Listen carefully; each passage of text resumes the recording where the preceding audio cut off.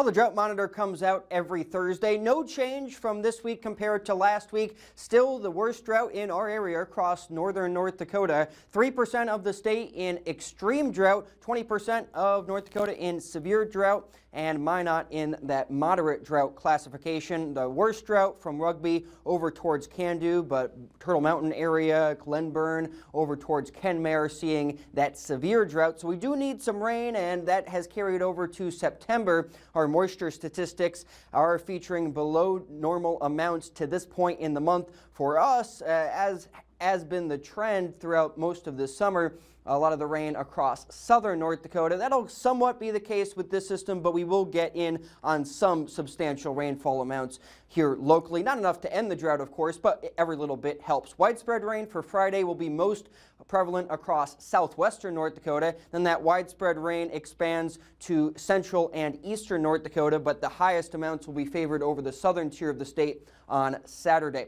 Right now, we're looking at a couple of areas of relatively light showers. The lightning activity has really come down over eastern North Dakota, more so towards Jamestown and the Red River Valley, and then another complex of some very light showers near Williston, but slowly expanding towards the Stanley area. You'll get in on a couple of light showers here pretty soon, but I think most of the KMOT viewing area will stay dry into our evening hours, with temperatures right now in the mid to upper 60s to near that 70-degree mark. Winds coming in out of the east between 10 and 20 miles per hour, so already seeing some gustier winds that'll carry over throughout this system. Overnight lows with the clouds continuing to build in right around the 50-degree mark, and then another cool day on the way tomorrow with a mostly cloudy sky and some showers. 60s for all, middle 60s for most. So let's go hour by hour here through our evening and into Friday. Cloud cover builds in. That'll continue into our evening hours, but not a whole lot of rain expected up until the midnight hour. After midnight, some scattered showers develop in the region,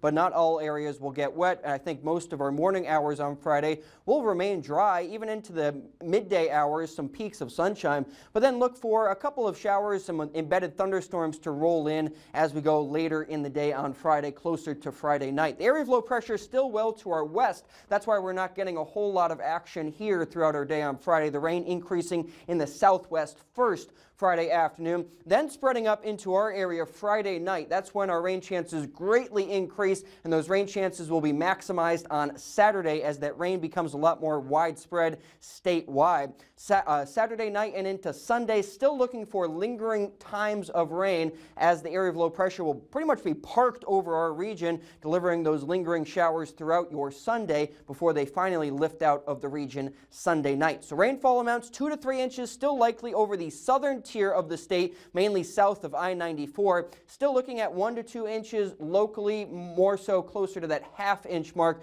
the closer you are to the Canadian border. Here's a zoomed-in view of our region for those rainfall amounts, looking at between a half of an inch closer to the Canadian border and then closer to that 1.5 inch mark the closer you are to Lake Sakakawea. Winds will also be rather gusty with this system, upwards of 30 miles per hour out of that mostly east direction throughout the system, but those rain chances mostly maximized on Saturday, but remaining a bit soggy into Sunday before drier conditions into next week. Temperatures rebound into the 70s, but the breezes continue for most into next week as well, Joe.